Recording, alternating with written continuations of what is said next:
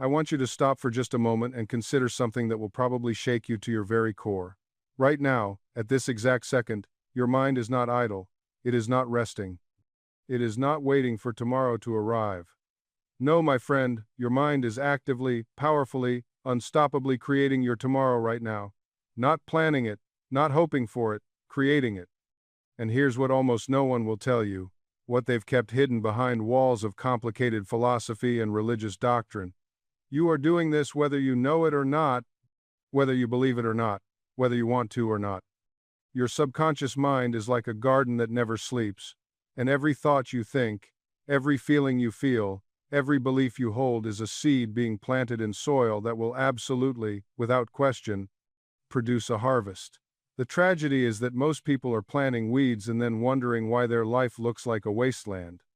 I'm not here to give you positive thinking platitudes or motivational fluff that evaporates the moment you face a real problem. I spent decades studying the deepest mysteries of the mind, traveling across continents, sitting with spiritual masters, analyzing ancient texts, and conducting actual experiments with real people who transformed their health, their wealth, their relationships, and their entire destiny by understanding this one principle. And what I discovered changed everything I thought I knew about reality itself. The secret isn't just that your thoughts create your reality. That's too simple, and it's been watered down so much it's lost its power. The real secret, the one that no one explains properly, is that your subconscious mind cannot tell the difference between what you vividly imagine and what you actually experience. It accepts as absolute truth whatever you impress upon it with feeling and repetition. And once it accepts something as true, it moves heaven and earth to make the outer world match the inner conviction. Let me share something with you that most people find disturbing at first, but liberating once they truly understand it. Everything you're experiencing right now, every circumstance in your life at this moment, is the outpicturing of thoughts and beliefs you held weeks, months, or even years ago. Your current reality is old news. It's the fruit of seeds you planted in the past, often unconsciously. But here's where it gets exciting. Right now, in this present moment, you are planting the seeds for what will show up in your future. And if you don't like what you're experiencing today, you have the absolute power to plant different seeds starting immediately, not tomorrow, not next week, right now.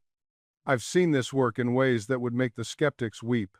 I've watched a woman dying of what doctors called terminal illness heal herself completely by changing the images she fed her subconscious mind before sleep. I've witnessed a man buried in debt become genuinely wealthy by stopping his mental rehearsal of poverty and beginning to feel the feeling of financial freedom every single day. I've counseled couples on the brink of divorce who rebuilt passionate, loving marriages by transforming the inner conversations they were having about their partner. These weren't lucky people. They weren't special. They simply learned to work with the law of their own mind instead of against it. But before we go deeper into how you can harness this power, you need to understand why most people fail at this, even when they try, even when they desperately want their life to change. The reason is simple but profound. They try to use their conscious mind to force change, when real transformation happens through the subconscious mind. Your conscious mind is the gardener, but your subconscious mind is the garden. The gardener doesn't make things grow by pulling on the plants.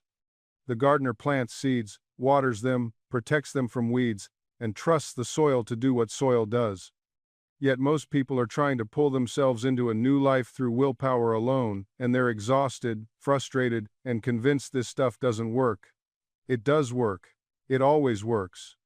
But you have to understand the mechanics.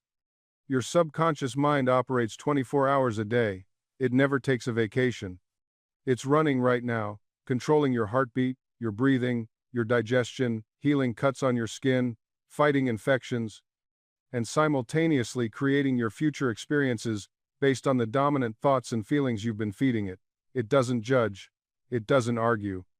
It doesn't care if what you're impressing upon it is good for you or terrible for you. It simply accepts and creates.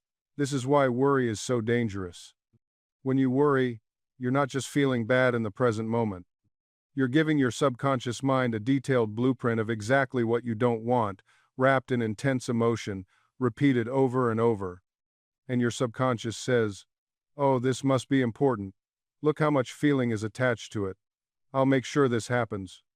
Right now, I want you to become aware of something you've probably never paid attention to before. What are the thoughts that run on repeat in your mind? Not occasionally. Not when you're deliberately trying to think positively. I mean the constant internal chatter, the background noise of your consciousness. Are you replaying past hurts? Are you rehearsing future disasters? Are you criticizing yourself? Are you imagining conversations where people reject you? Most people are shocked when they actually start paying attention to their habitual thought patterns because they realize they've been mentally living in hell while expecting heaven to show up in their external circumstances. It doesn't work that way. It can't work that way. The outer is always a reflection of the inner. Now, here's something that might surprise you. I'm not going to tell you to stop negative thinking. That's impossible, and trying to do it actually makes it worse. What I'm going to show you is how to replace negative thought patterns with something so vivid, so emotionally compelling, so repeated, that your subconscious mind has no choice but to accept the new pattern as reality. And when it does, your outer world will reshape itself to match. This isn't magic. This is law. This is how your mind works whether you're conscious of it or not. Let me take you back to a moment in my own life when I first truly understood this principle, not just intellectually but in my bones. I was speaking with a man who came to me in complete despair.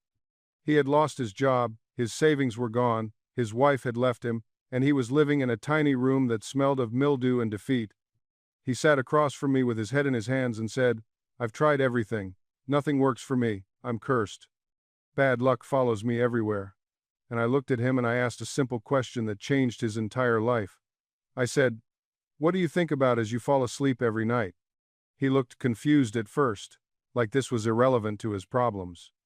But I pressed him, "Tell me, in those moments before sleep, when your conscious mind is relaxing and your subconscious is most receptive, what thoughts do you allow to drift through your mind?" And slowly, he began to describe it. He told me he reviews everything that went wrong that day. He imagines his ex-wife with another man. He calculates how many days until he's completely broke. He pictures himself homeless. He rehearses conversations where potential employers reject him. Every single night, in the most powerful programming period available to him, he was systematically instructing his subconscious mind to create more loss, more rejection, more poverty. I said to him, "My friend, you're not cursed. You're creating your tomorrow right now, but you're creating exactly what you don't want with absolute precision." His face went pale. For the first time, he saw it. He understood that he was the author of his own suffering, not through some moral failing, but through sheer ignorance of how his own mind works. And in that understanding came the most beautiful possibility. If he created this, he could create something else. I gave him a simple assignment. Every night, before sleep, he was to imagine himself in a beautiful home, not to visualize it from the outside like watching a movie, but to feel himself there, to touch the furniture, to smell the flowers on the table, to hear the sounds of happiness around him, to feel the feeling of success in his bones, and most importantly, to fall asleep in that feeling, to let that be the last impression on his subconscious mind before it went to work all night building his tomorrow. He looked at me like I was insane. He said, "But that's not true. I live in a terrible room. You want me to lie to myself?" And I said, "Your subconscious mind doesn't know the difference between a vividly imagined experience and a real one. Right now, you're lying to yourself by accepting your current circumstances as permanent. I'm asking you to tell yourself a better truth, a truth about who you're becoming." He did it, not because he believed it would work, but because he had nothing left to lose. 30 days later, he contacted me. He'd been offered a job through a series of coincidences so unlikely he couldn't explain them. 90 days later, he'd saved enough to move into a decent apartment. 6 months later, his entire life had transformed. He met someone new. His finances stabilized. His health improved. People who knew him said he looked 10 years younger. What happened? Did the universe suddenly decide to be nice to him? No. He stopped creating tomorrow from a place of despair and started creating it from a place of possibility. His subconscious mind, that faithful servant that never sleeps, simply built the outer world to match the inner world he was consistently impressing upon it. This is not a unique story. I have thousands of them. But the principle is always the same. Your subconscious mind is creating your tomorrow right now based on the dominant mental and emotional patterns you're feeding it. Not sometimes, always. This is law, as reliable as gravity. The question isn't whether this works. The question is, what are you building? Are you building the life you want, or are you unconsciously constructing the very experiences you dread? Most people live their entire lives in complete ignorance of this power. They think they're victims of circumstances, victims of the economy, victims of their past, victims of other people's decisions. And yes, external events happen. But your response to those events, the meaning you assign to them, the thoughts you think about them, the feelings you cultivate around them, these determine whether an event becomes a stepping stone or a stumbling block. Two people can go through identical experiences and one emerges stronger while the other is destroyed. The difference isn't in what happened, the difference is in what they did with it in their mind. I want to share with you now one of the most powerful truths I've ever discovered, and it's going to sound strange at first. Your subconscious mind thinks in pictures and feelings, not in words. When you say to yourself, "I don't want to be poor," your subconscious doesn't process the don't. It sees the picture of poverty and feels the emotion of lack, and it says, "Oh, poverty with strong feeling. I'll create that." This is why people who constantly affirm, "I'm not sick, I'm not sick," often stay sick. They're impressing the image of sickness on their subconscious with every repetition. The correct approach is to imagine yourself healthy, to feel what it feels like to have energy and vitality, to see yourself doing things healthy people do, and to do this with such repetition and feeling that your subconscious accepts it as current reality. This is what I mean when I say your mind is creating tomorrow right now. Every time you imagine something with feeling, you're not daydreaming, you're building, you're constructing. You're planting seeds in the most fertile soil in the universe, your own subconscious mind. And that soil doesn't care what you plant. It will grow weeds as enthusiastically as it grows roses. It will manifest poverty as reliably as it manifests wealth. It will create sickness as faithfully as it creates health. It doesn't have preferences. It simply responds to what you impress upon it. Now, I know some of you are thinking, "But Joseph, I have real problems. I have debt. I have illness. I have people in my life who make things difficult. You're telling me I can just imagine my way out of this?" And my answer is yes, but not in the way you think. I'm not saying you ignore reality. I'm not saying you don't take practical action. What I'm saying is that your outer action will be limited by your inner conviction. If you try to solve problems while holding the consciousness that created them, you'll just create new versions of the same problems. But when you change your inner state first, when you transform the beliefs and images in your subconscious mind, the actions you take will be different, the opportunities you notice will be different, and the results you get will be different. Let me give you a concrete example. Two people decide they want to start a business. One person begins from a consciousness of, "I need money desperately, I have to make this work, what if I fail, everyone's watching, I can't afford to make mistakes." The other person begins from a consciousness of, "I am a creative, resourceful person, I provide value, I learn from everything. Success is natural to me." They might take similar external actions, but the first person is tense, makes fear-based decisions, repels customers with their energy of desperation, and likely fails. While the second person is relaxed, makes inspired decisions, attracts customers with their confidence, and success flows naturally to them.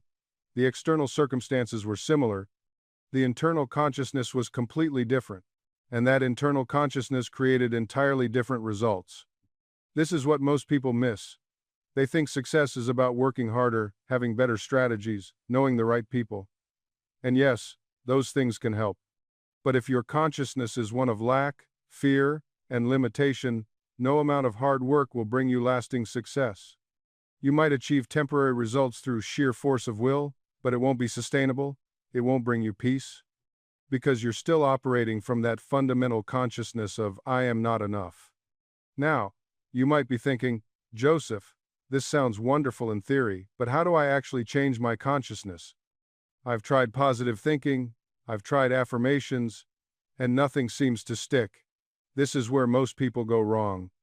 They try to change their consciousness from the level of consciousness they're trying to escape, It's like trying to solve a problem with the same thinking that created the problem. It doesn't work. Changing your consciousness requires something deeper. It requires you to go to the source.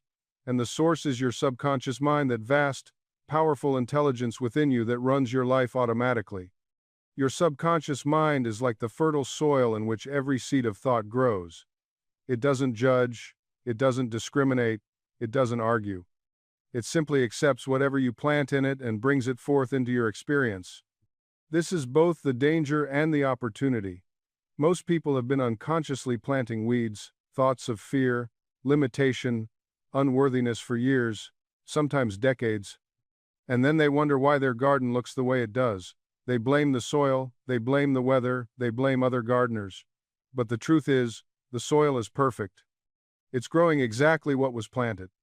The moment you understand this, everything changes. The garden of your mind doesn't judge your seeds. It doesn't say, "Oh, this is a negative thought, I won't let it grow." No, it accepts everything with perfect impartiality. Plant seeds of worry, harvest anxiety. Plant seeds of abundance, harvest prosperity. Plant seeds of illness, and your body responds accordingly. Plant seeds of health. Vitality floods through you. This is why I tell people, stop blaming the garden. Stop saying the universe is against you. Stop claiming that manifestation doesn't work. The universe is never against you. It's simply for you, for whatever you decree into being through your habitual thinking. Let me share something that happened in my own practice. A woman came to me, middle-aged, exhausted, with chronic pain that doctors couldn't explain. She'd been to specialist after specialist. They found nothing physically wrong, yet the pain was real. Very real. She said to me, "Dr. Murphy, why is God punishing me? What did I do to deserve this suffering?" I looked at her and asked a simple question. "What were you thinking about consistently in the months before this pain started?" She paused, thought deeply. Then her eyes widened. I was caring for my mother who was dying of cancer. Every single day, I thought, I can't bear this burden. This is killing me. I can't carry this weight. There it was, not punishment, not bad luck. Pattern. Her subconscious mind, that faithful servant, heard her declaration and said, she wants to experience physical burden. She wants her body to reflect this weight, and it manifested exactly what she impressed upon it. Now here's what's beautiful. When she understood this principle, when she began to plant different seeds affirming health, vitality, divine strength flowing through her, the pain began to dissolve. Not overnight, the subconscious doesn't work on your schedule, but systematically, progressively, the same mind that created the pain reversed it. This is your power. This is what you're not being told. You are not a victim of circumstances. You are not at the mercy of external conditions. You are a creator. You are, at this very moment, shaping your reality through the habitual patterns of your thoughts. Let me give you something tangible to work with. There's a law operating in your life right now, as precise as the law of gravity. It's the law of mind. Whatever you impress upon your subconscious mind is expressed in your world. Not sometimes, not when conditions are favorable, always. Your subconscious doesn't argue with you. It doesn't question whether you're worthy. It simply accepts what you genuinely believe and sets about making it real. If you walk through your days thinking, I never have enough money, your subconscious says, your wish is my command, and proceeds to create circumstances that match that belief. It brings you opportunities to experience lack. It filters your perception so you see evidence of scarcity everywhere. But here's where it gets interesting. That same mechanism works in reverse. When you begin to think from the end, when you assume the feeling of your wish fulfilled, your subconscious accepts that too. And it's far more powerful than your conscious mind. It controls your heartbeat, your breathing, every cell in your body. It connects you to an infinite intelligence that knows how to turn an acorn into an oak tree, how to heal a cut on your finger, how to orchestrate coincidences that your rational mind calls miracles. You don't need to know the how. That's the mistake most people make. They want to see the entire staircase before they take the first step. They want guarantees. They want to figure out exactly how their desire will come to pass. That's not your job. Your job is to claim it in consciousness, to feel it as real, to live from that assumption. I've watched this principle transform lives that seemed beyond hope. A woman told me she'd been praying for years for her husband to stop drinking. Nothing changed. Then I taught her this. Stop seeing him as an alcoholic. Stop affirming the problem. Instead, see him as he would be if her prayer were answered. She began to imagine him sober, happy, free. She felt the relief. She gave thanks for his transformation, as though it had already happened. And in 3 months, her brother walked into her home clear-eyed, healthy, employed. He said he didn't understand what happened. He said something inside him just shifted. He felt a sudden urge to change, as though someone had opened a door he hadn't known existed. That was her prayer made manifest. That was her belief given form in flesh.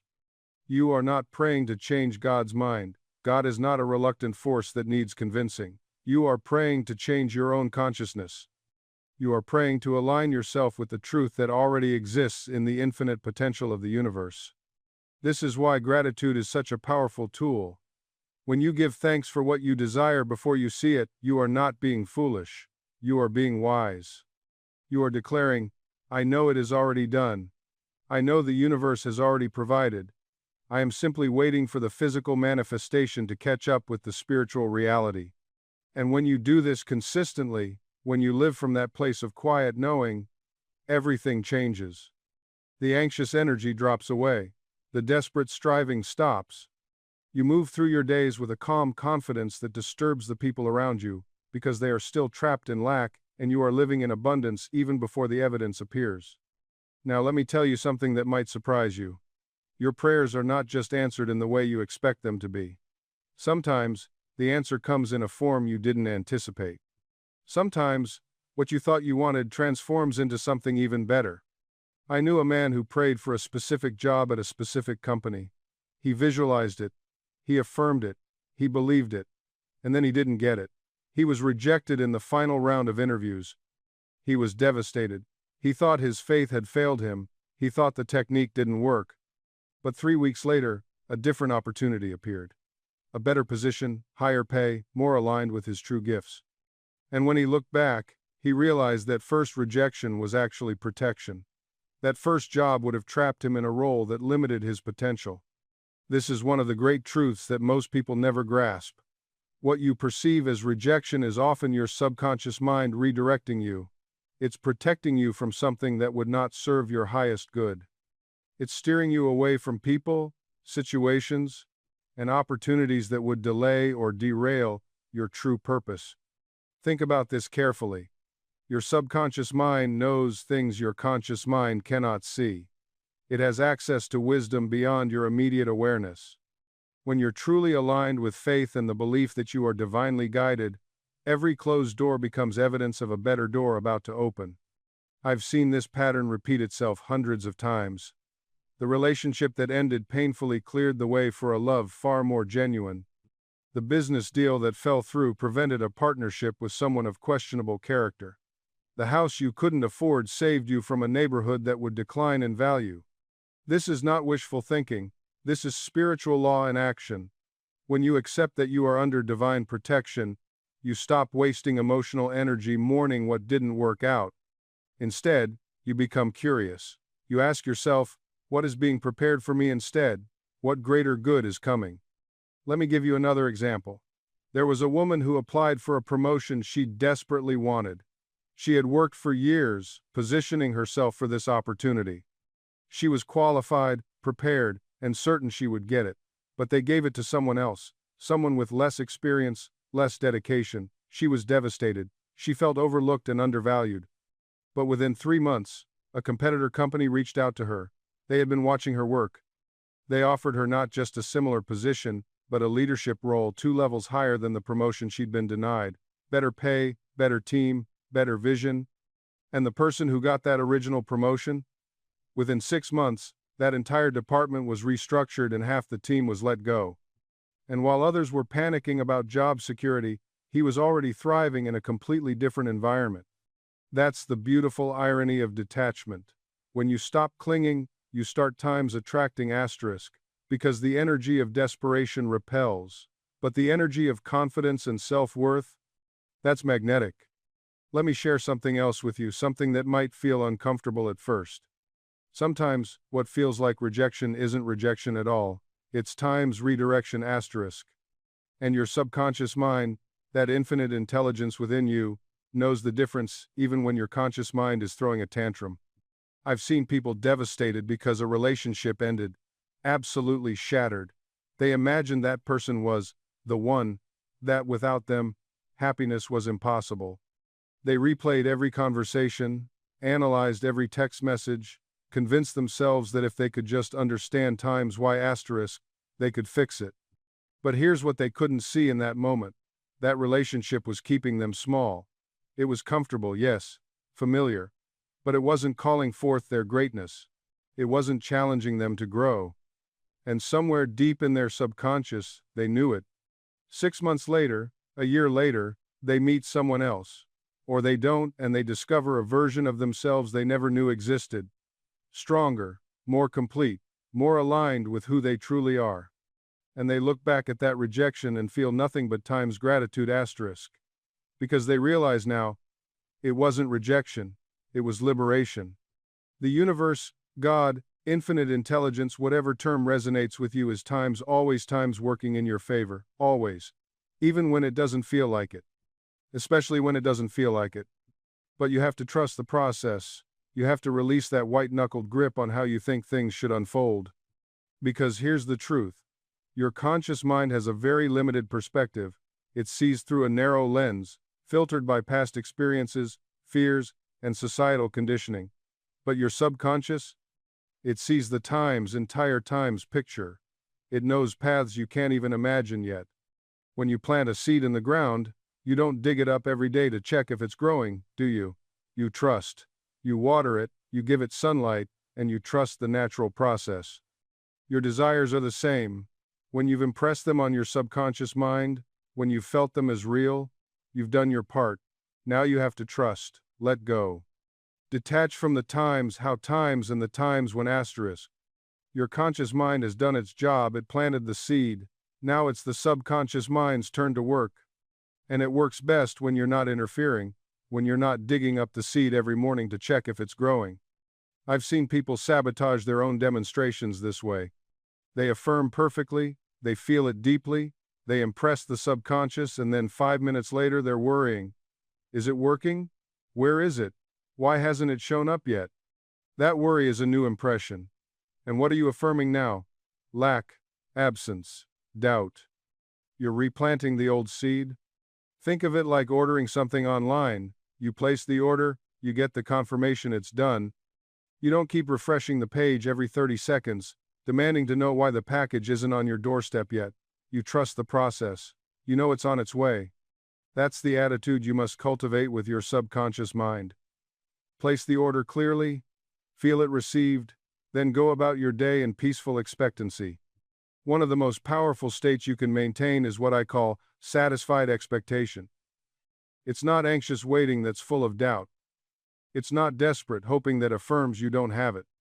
It's the calm, inner knowing that it's already done in consciousness, and the outer manifestation is simply catching up. I remember a woman who wanted to heal a chronic condition that had plagued her for years.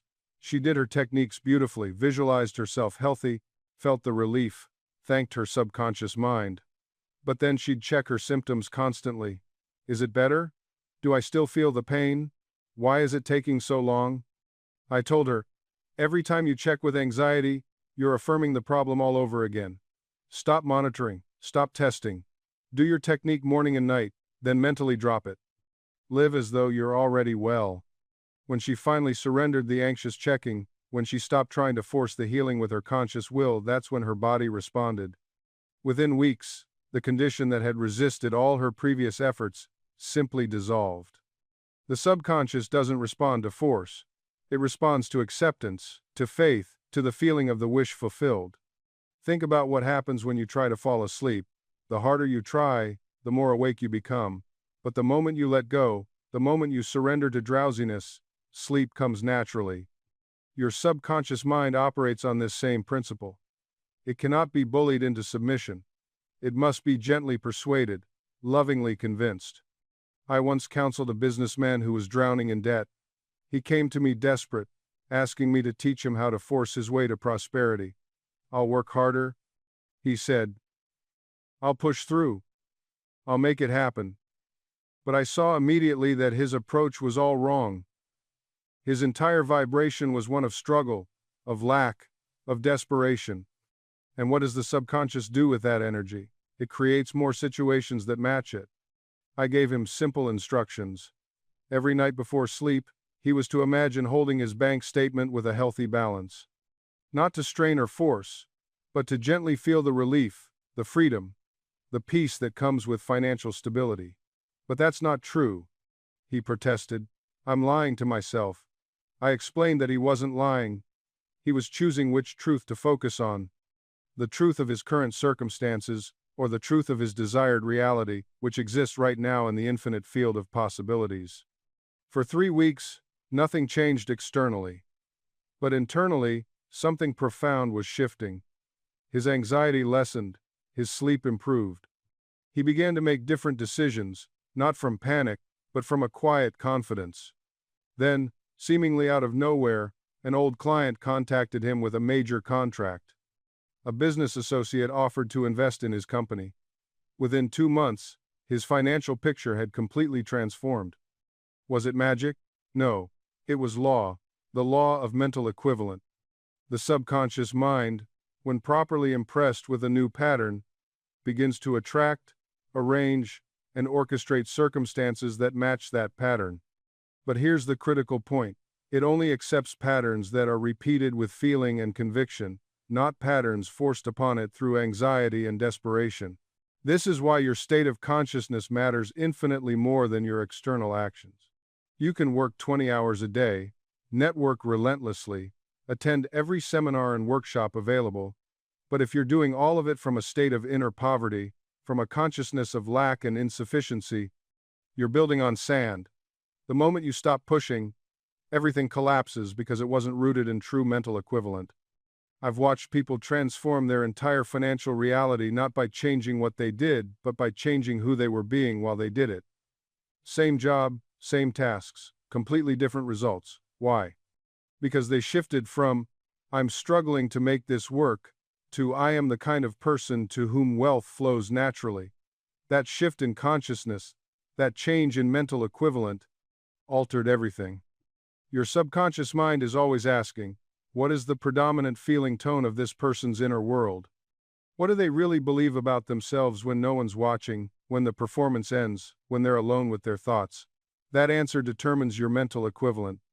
And your mental equivalent determines your life. Now, let's address something that stops most people from ever establishing a true mental equivalent for wealth. It's what I call the respectability trap. You've been taught that it's somehow more noble to struggle, more virtuous to sacrifice, more spiritual to deny yourself. You wear your financial stress like a badge of honor, as if suffering somehow makes you a better person. This is perhaps the most destructive belief system ever inflicted upon the human mind. There is nothing spiritual about poverty. There is nothing noble about struggling to pay your bills. There is nothing virtuous about denying yourself the good things of life. The universe is infinite abundance. Wealth is not a limited pie where your having more means someone else has less. This is scarcity thinking masquerading as compassion. Real generosity, real service, real contribution to the world comes from overflow, not from depletion. When you're constantly worried about your own survival, you have nothing to give. But when you establish a mental equivalent of wealth and abundance, you become a channel through which prosperity flows to others. This is perhaps the greatest paradox of prosperity consciousness. The more you claim abundance for yourself through the law of your own mind, the more you have to share with the world. The prosperous person is not stingy or fearful, they are generous, open-handed, and confident that there is always more where that came from. I have witnessed this principle in action countless times. A businessman came to me once, struggling with his company's finances. He was terrified of spending money on anything, refusing to invest in his employees, declining charitable requests, cutting corners everywhere possible. His fear of loss was actually creating loss. His mental equivalent was poverty, and his business was reflecting that consciousness back to him perfectly. I taught him to begin affirming, There is a divine supply meeting every need. I am a channel of God's abundance. I give freely, knowing that as I give, I receive multiplied. At first, this felt impossibly risky to him. But he began practicing it faithfully. He gave his employees raises. He donated to causes he believed in. He invested in quality materials and services for his business. Within months, his business had completely turned around. New contracts came seemingly out of nowhere. Loyal customers appeared. Opportunities multiplied. Why? Because he had changed his mental equivalent from scarcity to abundance. His subconscious mind, accepting this new blueprint, began to attract circumstances that matched his new consciousness. This is not reckless spending or foolish waste. This is living from a consciousness of abundance rather than fear. There is a vast difference. When you know in your heart that you live in an abundant universe, that God's supply is infinite, that prosperity is your natural state, you move through the world differently. You make decisions from confidence rather than panic. You invest rather than hoard. You circulate rather than constrict. And here is what happens. The universe responds to your consciousness. What you believe about money, about wealth, about your own worthiness to receive this becomes your experience. Change your mental equivalent, and you change your financial reality. This is not theory. This is scientific fact demonstrated in the laboratory of human experience across all cultures and all times. You see, money doesn't come to you because you work hard. If that were true, every laborer breaking their back in the fields would be wealthy. Money doesn't come because you're smart. Universities are filled with brilliant people living on modest salaries. Money comes because you have established within yourself the mental equivalent of wealth. I've watched this principle work in the most unexpected circumstances. A woman once approached me, barely able to afford food. She was working 3 jobs, exhausted, bitter, and growing poorer by the day. I asked her one question. When you think about money, what do you feel? She looked at me with tears in her eyes and said, I feel afraid. I feel like it's slipping away. I feel like I'll never have enough. There was her mental equivalent. Fear, scarcity, loss, and the universe, in its perfect law, was giving her exactly what she held in consciousness. I taught her something simple. Before sleep each night, she was to feel, not just think, but feel the sensation of financial security. Not as a distant dream, but as a present reality. She was to touch that feeling, inhabit it, breathe it in as if it were the air in her lungs. 3 months later, she received an unexpected inheritance from a distant relative she barely knew existed. 6 months after that, a business idea she'd casually mentioned to a friend turned into a partnership that tripled her income. Coincidence? The skeptic would say yes. But I've seen this pattern repeat itself thousands of times. When you change the inner, the outer must follow. It is law. Your financial situation right now is a printout of your habitual thinking. Your bank account is a photograph of your consciousness. If you don't like what you see, don't curse the photograph, change what's being photographed. This is why affirmations alone fail for most people. They stand in front of a mirror saying, I am wealthy, while every fiber of their being screams, I am broke. The subconscious mind doesn't respond to words spoken without feeling.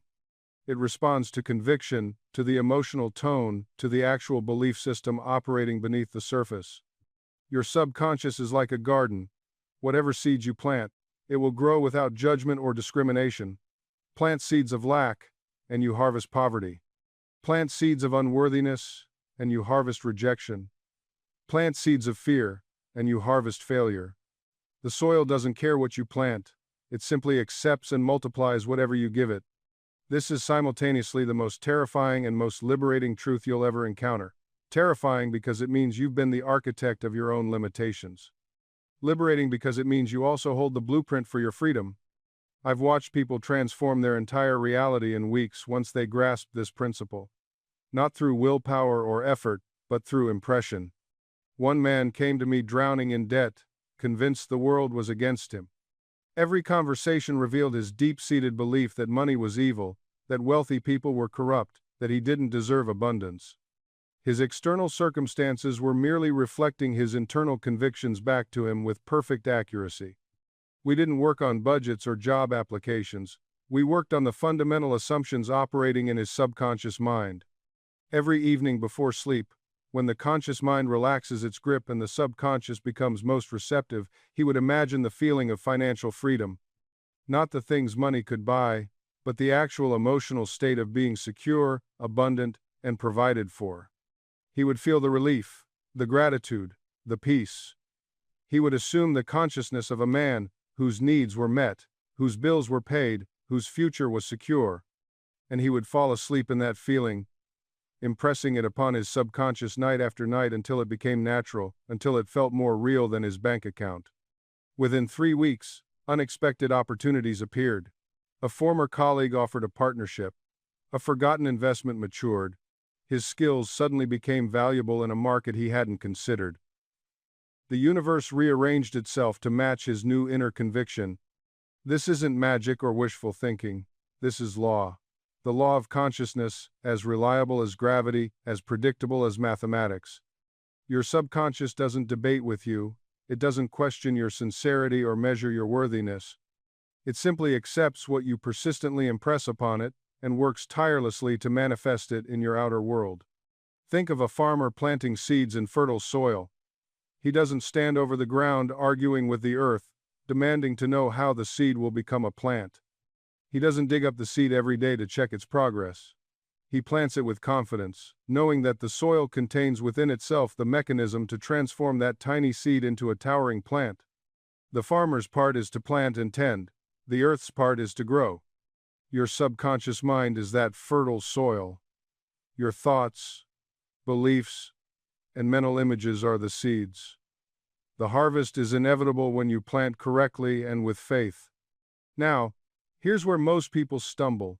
They plant seeds of prosperity while simultaneously flooding the garden with the poison of doubt. They affirm abundance in the morning and worry about bills all afternoon. They visualize success for 5 minutes and spend 5 hours rehearsing failure. You cannot serve two masters. You cannot hold a vision of health while constantly speaking of disease. You cannot claim prosperity while identifying as poor. Your subconscious responds to your dominant mental attitude, not your occasional hopeful thought. This is why persistence is essential. This is why repetition is not optional but fundamental. You must saturate your subconscious mind with your desire until it becomes the default setting, the automatic response, the natural state of your consciousness. I once counseled a man who had been unemployed for 18 months. Talented, educated, experienced yet repeatedly rejected. When we spoke, his language revealed everything. Every sentence contained words like impossible, hopeless, always, and never. His identity was wrapped in failure. I gave him a simple assignment: saturate his mind with the feeling of gainful employment. Morning and night, before sleep and upon waking, he was to feel himself congratulated on his new position. He was to hear his family celebrating. He was to imagine depositing his first paycheck.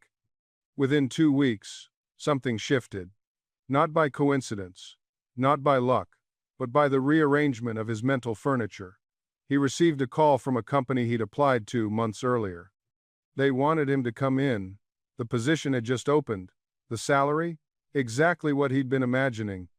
You see, this young man didn't create the job out of thin air. He didn't manipulate anyone. What he did was align himself with an opportunity that already existed in the invisible realm of possibility. His assumption acted like a magnet, drawing it into his experience. This is how your subconscious works. It doesn't argue. It doesn't judge. It simply accepts what you persistently impress upon it, and then moves heaven and earth to make it so. Now, let me share something that often confuses people. They say, "Joseph, I've been visualizing for weeks. Nothing's happened. This doesn't work." And I ask them, "What are you feeling while you visualize?" They answer, "Well, I'm hoping it works. I'm trying really hard." There's your problem. Hope implies doubt. Trying implies strain. Neither belongs in true manifestation. When you go to bed at night, do you hope you'll wake up in the morning? Do you try to make your heart beat? Of course not. You simply assume these things will happen, and they do. That's the feeling state you need. Not hope, not effort, but calm assumption. Think of it this way. If you already had what you desired, would you be hoping for it? Would you be trying to get it? No, you'd simply be enjoying it. That's the state you must cultivate now. before the physical evidence appears. This is where most people stumble. They make their inner state dependent on outer conditions. They say, I'll feel successful when I have money, I'll feel loved when I find a partner, I'll feel confident when I lose weight. But this is backwards. Completely backwards. You must feel it first. The feeling is the secret. The feeling is the seed that grows into the tree of your desire. When you pray, when you imagine, when you enter into the wish fulfilled, don't just see it, feel it. Feel the reality of it in your body. Feel the joy, the relief, the satisfaction, the peace. Let those feelings wash over you like waves on the shore, again and again, until they become as real to you as the chair you're sitting in. I want to tell you about a woman who came to me years ago. She was desperate to heal a relationship with her estranged daughter. They hadn't spoken in 3 years. The pain was eating her alive. Every time she thought about her daughter, she felt anger, resentment, bitterness. And those feelings kept the separation alive. I told her, you must change the feeling. Right now, when you think of your daughter, you feel pain. You must learn to feel reconciliation before it happens in your world. She protested. She said, but how can I feel good about something that hasn't happened? How can I feel happy when the situation is still painful? I explained to her what I'm explaining to you now. The feeling comes first. The feeling is the cause. The outer circumstances are the effect. If you wait for the circumstances to change before you change your feeling, you will wait forever. So she practiced. Every night before sleep, she would imagine a phone call with her daughter. She would imagine hearing her daughter's voice, warm and loving. She would imagine the words, I love you, Mom, and she would feel what it would be like to hear those words. She would feel the tears of joy, the relief, the gratitude. She practiced this faithfully, night after night. Within 6 weeks, her daughter called. Out of the blue. No logical reason. They spoke for 2 hours. They wept together. They forgave each other. The relationship was restored. Did the mother's imagination cause the daughter to call? Yes. Absolutely yes. Because consciousness is one. We are not separate beings bumping into each other by accident. We are all connected at the deepest level of awareness. When you change your inner conversation about another person, when you change the feeling you hold about them, you change the relationship itself. This is not manipulation. This is not control. This is simply understanding how reality works. You are always imagining something about everyone in your life. You're always holding some kind of feeling tone about them, and that feeling creates the nature of your relationship with them. So why not imagine lovingly? Why not assume the best? Why not feel toward them as you would like them to be? This principle applies to everything. Your health, your wealth, your relationships, your career, all of it responds to the feeling you habitually hold about it. You see, most people wait for conditions to change before they allow themselves to feel good. They say, I'll be happy when I get the promotion, or I'll feel successful when I have more money, or I'll feel loved when someone finally appreciates me. But that's doing it backwards. That's putting the cart before the horse. The creative principle works the other way around. You must feel it first, and then the conditions will arrange themselves to match that feeling.